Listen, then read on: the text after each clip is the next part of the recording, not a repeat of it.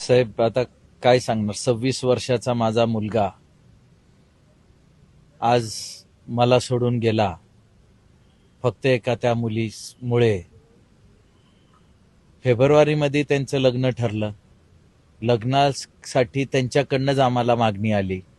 आम्ही वारंवार सांगत होतो की बाबा मुलगी तुमची अजून 20 वर्ष, पण त्यांचं म्हणणं होतं नाही आम्हाला करायचंय, आम्हाला करायचंय, आम्हाला करायचंय.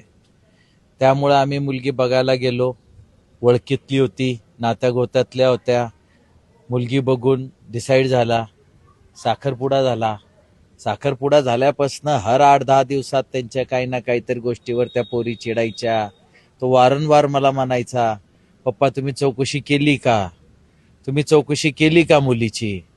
मुलगी वारंवार भांडती, विनाकारणावरनं भांडतीये.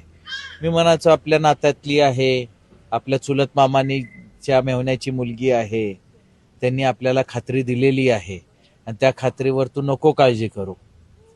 तरी तो प्री वेडिंगसाठी बालीला निघाला. बालीला फक्त 4च लोक गाडीत होते, मुलगी, मुलगीचा भाऊ, माझा मुलगा आणि माझी मुलगी. गाडीमधनं त्याचा पासपोर्ट चोरी झाला.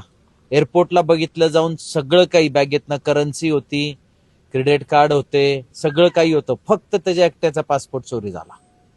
ते बालीला जाऊ नाही शकले, परत आले. वारंवार ही मुलगी फक्त एकच करायची की लोहगड किल्ल्यावर जायचंय, लोहगड किल्ल्यावर जायचंय, लोहगड किल्ल्यावर जायचंय.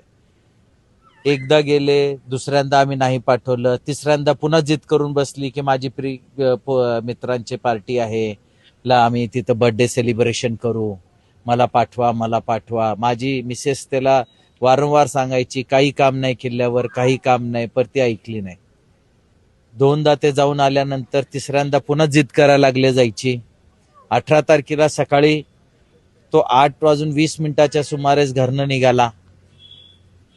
तो तिथं पोचला. 11:15 वाजता माझ्या मिसेसला त्याच्या आईचा फोन आला की तुमचा मुलगा किल्ल्यावरनं पडला आणि तुम्ही गडावर पोचा. आम्ही तिथं पोचलो. पोचायच्या अगोदर पोलीस होते, स्थानिक लोक होती मदत करायला.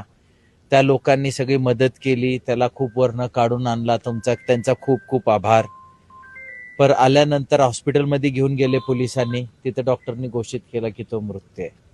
आमच्या काही लक्षातच यायला तयार नाही की एवढा शार्प मुलगा असा क्लिटवर जाऊन पडूच नाही शकत. पडायचं काही कारणच नाही. एवढा मोठा लोहगड किल्ला आहे, सगळीकडे रेलिंग आहेत, कठडे बांधलेले आहेत, पडायचं काही कारण नाही.